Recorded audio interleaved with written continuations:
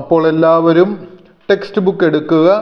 9ാം ക്ലാസ്സിലെ ബയോളജിയുടെ 96ാമത്തെ പേജ് പാർട്ട് സെക്കൻഡിലാണ്. ഓക്കെ, ഇനി നമ്മൾ പോകുന്നത് ഇൻഡിക്കേറ്റേഴ്സിലേക്കാണ്. ഇൻഡിക്കേറ്റേഴ്സ് ഏതിൻ്റെ എല്ലാം പ്ലേസിലാണ്? Table 4.3 voluntary and involuntary muscle എന്നുള്ള ഭാഗത്തെ ആസ്പദമാക്കിയും, അതുപോലെ തന്നെ ഇലിസ്ട്രേഷൻ 4.6 ഏതാണ്? മൂവ്മെൻറ്റ്സ് ഓഫ് ഹാൻഡ്, അതായത് കൈയുടെ ചലനം. ഈ രണ്ട് ഭാഗങ്ങളെയും അടിസ്ഥാനപ്പെടുത്തിക്കൊണ്ട് 96ാമത്തെ പേജിൽ നൽകിയിരിക്കുന്ന ഇൻഡിക്കേഷനുകളാണ് നമ്മൾ മനസ്സിലാക്കുവാനായിട്ട് പോകുന്നത്. ഓക്കെ, എല്ലാവർക്കും മനസ്സിലായെന്ന് തോന്നുന്നു. എല്ലാവരും 96ാമത്തെ പേജ് എടുക്കുക. ഒന്നാമത്തെ ഇൻഡിക്കേഷനായിട്ട് നമുക്ക് നൽകിയിരിക്കുന്നത് എന്താണ് എന്ന് നിങ്ങളൊന്ന് വായിച്ചു നോക്കിക്കഴിഞ്ഞാൽ നിങ്ങൾക്ക് മനസ്സിലാകുവാനായിട്ട് സാധിക്കും. The part that connect muscles to bones എന്നാണ് നമ്മളോട് പറഞ്ഞിരിക്കുന്നത്. എന്താണ് the part that connect muscles to the bones എന്ന് പറഞ്ഞു കഴിഞ്ഞാൽ പേശികളെ, മസിൽ എന്ന് വെച്ചാൽ പേശികളാണെന്നറിയാം, ബോൺ എന്ന് വെച്ച് കഴിഞ്ഞാൽ അസ്ഥികളെന്ന് പറയാം, കണക്ട് എന്ന് വെച്ച് കഴിഞ്ഞാൽ ബന്ധിപ്പിക്കുക എന്ന് പറയാം, പാർട്ട് എന്ന് വെച്ചാൽ ഭാഗം, അതായത് പേശികളെ അസ്ഥികളുമായിട്ട് ബന്ധിപ്പിക്കുന്ന ഭാഗം ഏതാണെന്നാണ് ഇൻഡിക്കേഷനിൽ ചോദിച്ചിരിക്കുന്നത്. നമ്മൾ ഓൾറെഡി കണ്ടു, tendon is a fibrous connective tissue, അതായത് ടെൻഡൻ എന്ന് പറയുന്ന ഫൈബ്രസ് കണക്റ്റീവ് ടിഷ്യൂ അല്ലെങ്കിൽ തന്തുക്കളാണ് എന്തിനെ? That attach muscles to the bone, അതായത് മസിലുകളെ എല്ലുകളുമായിട്ട് അടുപ്പിച്ച് നിർത്തിയിരിക്കുന്നത് ടെൻഡൻ എന്ന് പറയുന്ന ഫൈബ്രസ് കണക്റ്റീവ് ടിഷ്യൂകളാണ്, അല്ലെങ്കിൽ ഫൈബ്രസ് കണക്റ്റീവ് മസിലുകളാണ്. എന്തിന് ചെയ്തിരിക്കുന്നത്? ഈ കലകളാണ്. ഓക്കെ, ടിഷ്യൂ എന്ന് വെച്ചാൽ കലകൾ എന്നാണല്ലോ. അപ്പം ടെൻഡൻ എന്ന് പറയുന്ന ഫൈബ്രസ് കണക്റ്റീവ് ആയിട്ടുള്ള തന്തുക്കളായിട്ടുള്ള കൂട്ടി യോജിപ്പിക്കുന്ന കലകളാണ് എന്ത് ചെയ്യുന്നത്? അറ്റാച്ചസ് മസിൽ, അത് മസിലുകളെ എന്തുമായിട്ട് ചെയ്യുന്ന? ബോണുമായിട്ട് അടുപ്പിച്ച് നിർത്തുന്നത്. രണ്ടാമതായിട്ട് ചോദിച്ചിരിക്കുന്നത് നമുക്ക് ചോദിച്ചിരിക്കുന്നത് ഇതാണ്. രണ്ടാമത്തെ നമ്മൾക്ക് തന്നിരിക്കുന്ന ഇൻഡിക്കേറ്റർ ഇതാണ്. Muscles involve in the movement of hands. നമ്മളോട് ചോദിച്ചിരിക്കുന്ന ഒരു ചോദ്യം ഇതാണ്. Muscles involved in the movements of hands. നിങ്ങളൊരു കാര്യം മനസ്സിലാക്കുക, ആ മസിലുകൾ ഏതെല്ലാമാണെന്ന് നമുക്ക് നിങ്ങൾ ആ പിക്ചർ ഒന്ന് എടുത്ത് നോക്കിക്കേ. ഇലിസ്ട്രേഷൻ 4.6 എടുക്കുക. മൂവ്മെൻറ്റ്സ് ഓഫ് ഹാൻഡ്സ് എന്നുള്ളത് 96ാമത്തെ പേജിൽ ഏതെല്ലാം മസിലുകളാണ്? ഒന്ന് ടെൻഡൻ, രണ്ടാമത്തെ ഫ്ലെക്സർ മസിൽ, മൂന്നാമത്തെ എക്സ്റ്റൻസർ മസിൽ, നാലാമത്തേതായിട്ട് വന്നിരിക്കുന്നത് ബോണാണ്. എല്ലിനോട് കണക്ട് ചെയ്യപ്പെട്ടിരിക്കുന്ന മസിലുകൾ 3 ഒന്ന് tendon, 2 flexor muscle, 3 extensor muscle. എനിക്ക് തോന്നുന്നു നിങ്ങൾക്ക് ഇതെന്താണെന്ന് ഓൾറെഡി ഞാൻ പറഞ്ഞിട്ടുണ്ട്. ടെൻഡൻ എന്ന് പറഞ്ഞു കഴിഞ്ഞാൽ എന്താണ്? ഫൈബ്രസ് കണക്റ്റീവ് ടിഷ്യൂ ആണ്, ഫൈബർ പോലെയുള്ള തന്തുക്കൾ കൊണ്ടുള്ളവയാണ്. അവ മസിലുകളെ അസ്ഥികളുമായിട്ട് യോജിപ്പിക്കുന്നു. ഫ്ലെക്സിയർ എന്ന് വെച്ച് കഴിഞ്ഞാൽ ഫ്ലെക്സർ മസിൽസിൻ്റെ പ്രത്യേകത എന്താണ്? ഫ്ലെക്സിയർ മസിൽസ് ഡിക്രീസ് ദ ആംഗിൾ, അതായത് അവ അകലം കുറയ്ക്കുന്നു, അതായത് നമ്മളുടെ കൈകളെ മടക്കാനും കാലുകളെ മടക്കി പിടിക്കുവാനും ഒക്കെ സഹായിക്കുന്നതിനെയാണ് നമ്മൾ ഫ്ലെക്സർ മസിൽ എന്ന് പറയുന്നത്. എക്സ്റ്റൻസർ മസിൽസ് എന്ന് പറഞ്ഞാൽ എന്താണ്? നമ്മളുടെ കൈകളെയും കാലുകളെയും ഒക്കെ നീട്ടുന്നതിന് വേണ്ടിയിട്ട് നമ്മളെ സഹായിക്കുന്ന മസിലുകളെയാണ് എന്ന് പറയുന്നത്? എക്സ്റ്റൻസർ മസിൽ എന്ന് പറയുന്നത്. അപ്പം ഏതെല്ലാം മസിൽസ് ആണ്? Muscles involve in the movements of hands, അത് മസിൽസ് ഇൻവോൾവ് ചെയ്യപ്പെട്ടിരിക്കുന്നത് ടെൻഡൻ ഉണ്ട്, ഫ്ലെക്സർ മസിൽസ് ഉണ്ട്, എക്സ്റ്റൻഡഡ് മസിൽസുകളുണ്ട്. അവ നമ്മളുടെ അസ്ഥികളുമായിട്ട് ബന്ധപ്പെട്ടിരിക്കുന്നതിൻ്റെ അടിസ്ഥാനത്തിലാണ് നമ്മളുടെ കൈകൾ നീട്ടുവാനും അതുപോലെ തന്നെ ചുരുക്കുവാനും മടക്കുവാനും ഒക്കെ സാധിക്കുന്നത്. ഇനി മൂന്നാമത്തതായിട്ട് നമുക്ക് തന്നിരിക്കുന്ന ഏതാണ്? The importance of connecting 2 tips of the muscles to bones. നമ്മളോട് ചോദിച്ചിരിക്കുന്നത് എന്താണ്? പേശികളുടെ ഈ 2 അഗ്രങ്ങളെ, the importance of connecting muscles. എന്താണ് പറഞ്ഞിരിക്കുന്നത്? പേശികളുടെ 2 അഗ്രങ്ങളെ 2 അസ്ഥികളുമായി ബന്ധിപ്പിക്കുന്നതിൻ്റെ പ്രാധാന്യം എന്താണ്? ഇതൊരു പ്രധാനപ്പെട്ട ചോദ്യമാണ്. എന്താണ് ഇങ്ങനെ നമ്മളുടെ പേശികളെ, അതായത് 2 അസ്ഥികളുടെ അറ്റങ്ങളുമായിട്ട് യോജിപ്പിച്ചിരിക്കുന്നത്, അതിൻ്റെ ഫങ്ഷണാലിറ്റി എന്താണ്? നിങ്ങളൊന്ന് ചിന്തിച്ച് നോക്കിക്കൊള്ളണം. നമ്മളുടെ കൈ മടക്കുക എന്ന് പറയുമ്പോൾ ടെൻഡൻ എന്ന് പറയുന്ന ആ മസില് ഈ കൈയുടെ മുട്ടിന് താഴെയുള്ളതും കൈയുടെ മുട്ടിന് മുകളിലും ഉള്ളതുമായിട്ടുള്ള 2 അസ്ഥികളെ അങ്ങോട്ടും ഇങ്ങോട്ടും കണക്ട് ചെയ്തിരിക്കുകയാണ്. ഇവിടെ ചോദിച്ചിരിക്കുന്നത് എന്താണ് ഇതിൻ്റെ പ്രാധാന്യം എന്താണ് ചോദിച്ചിരിക്കുന്നത്. അപ്പോൾ അതിൻ്റെ ഫങ്ഷണാലിറ്റി നമ്മൾ മനസ്സിലാക്കണം.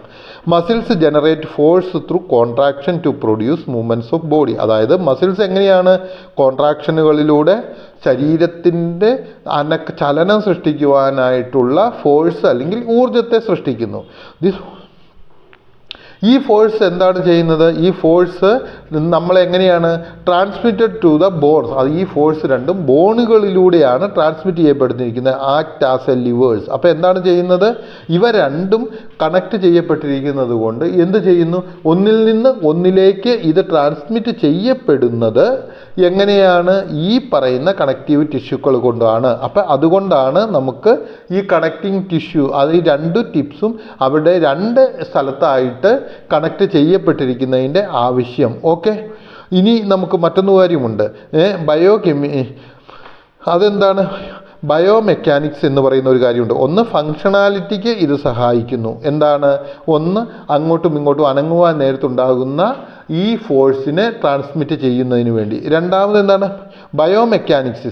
When muscles contract the tendon then they transmit this force to the bones causing it to move. അവിടെ എന്താണ് സംഭവിക്കുന്നത്? ഈ ടെൻഡനിലൂടെ ഈ ഫോഴ്സിനെ എന്ത് ചെയ്യുന്നു?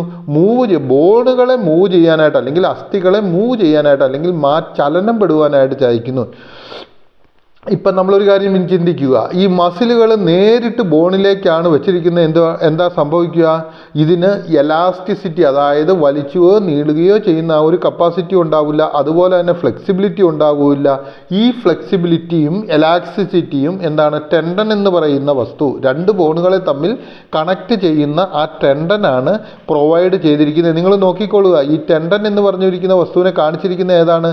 രണ്ട് ബോളുകളെ തമ്മിൽ കണക്ട് ചെയ്യുന്നതായിട്ട് കാണിച്ചിരിക്കുന്നത്. അപ്പോൾ ഈ ടെൻഡനിലൂടെയാണ് എലാസ്റ്റിസിറ്റിയും അതുപോലെ തന്നെ മറ്റുള്ള ആ ഫ്ലെക്സിബിലിറ്റിയും പറക്കുന്നത്. ഇനി മൂന്നാമതായിട്ട്, അപ്പോൾ ഒന്ന് ഫങ്ഷണാലിറ്റിക്കാണ്, രണ്ട് ബയോമെക്കാനിക്സിനാണ്. മൂന്നാമതായിട്ട് ഇതിനെ തമ്മിൽ കണക്ട് ചെയ്യുന്നത് കൊണ്ട് ഒരു ഗുണം കൂടിയുണ്ട്. എന്താണ്? Avoiding damage. നമുക്ക് എന്താണ് ഡാമേജ് വരുന്നത്? ഈ muscles were to connect directly to the muscle bones. അപ്പോൾ ഈ മസിൽസ് എന്താ ചെയ്യുന്നത്? ഈ ബോണുകളിലേക്ക് ഡയറക്റ്റായിട്ട് കണക്ട് ചെയ്യപ്പെടുവാണെങ്കിൽ എന്ത് ചെയ്യും? ഇതിനൊരു പ്രശ്നം ഉണ്ടായിരിക്കും. ഇത് തേയ്മാനം സംഭവിക്കുകയും അപകടം സംഭവിക്കുകയും ചെയ്യാൻ സാധ്യതയുണ്ട്. ഇങ്ങനെ തേയ്മാനവും അപകടവും സംഭവിക്കാതിരിക്കുന്നതിന് വേണ്ടിയിട്ട് എന്താണ് ചെയ്യുന്നത്? Tendon help to absorb some of the stress and strain during this movement. അപ്പോൾ ഈ ടെൻഡൻ എന്ത് ചെയ്യും? ഇങ്ങനെ ഉണ്ടാകുന്ന സ്ട്രെസ്സുകളെയും ഇങ്ങനെ ഉണ്ടാകുന്ന ഘർഷണത്തെയും ടെൻഡൻ എന്ത് ചെയ്യുന്നു? മാറ്റുവാനായിട്ട് സഹായിക്കുന്നു. അപ്പോൾ നിങ്ങൾക്ക് മനസ്സിലായി, മൂന്ന് കാര്യങ്ങളാണ് ഈ പേശികളെ തമ്മിൽ ബന്ധിപ്പിക്കുന്നതിൻ്റെ അനിവാര്യതയായിട്ട് നമുക്കുള്ളത്. ഒന്ന് ഫങ്ഷണാലിറ്റി, അതായത് ഇവിടെ ഉൽപ്പാദിപ്പിക്കപ്പെടുന്ന ഫോഴ്സ് ഒരു സ്ഥലത്ത് നിന്നും മറ്റു സ്ഥലത്തേക്ക് മാറ്റുന്നതിന് വേണ്ടിയിട്ട്. ബയോമെക്കാനിക്സ്, അതായത് ഇവിടെ എന്താണ് ചെയ്യുന്നത്? ഫ്ലെക്സിബിലിറ്റി കൂട്ടുന്നതിന് വേണ്ടിയിട്ട്. മൂന്നാമതായിട്ട് അവോയ്ഡിങ് ഡാമേജ്, അതായത് ഡാമേജുകൾ ഒന്നും ഉണ്ടാകാതിരിക്കുന്നതിന് വേണ്ടിയിട്ടാണ് ഈ കണക്റ്റീവ് ടിഷ്യൂ കൊണ്ട് ഈ ബോണുകളെ പരസ്പരം ഘടിപ്പിച്ചിരിക്കുന്നത്. ഇത്രയും ഭാഗം നിങ്ങൾക്ക് മനസ്സിലായി എന്ന് വിചാരിക്കുന്നു. ഇനി നമ്മൾ പോകാൻ പോകുന്നത് നാലാമത്തെ ഇൻഡിക്കേറ്റേഴ്സിലാണ്.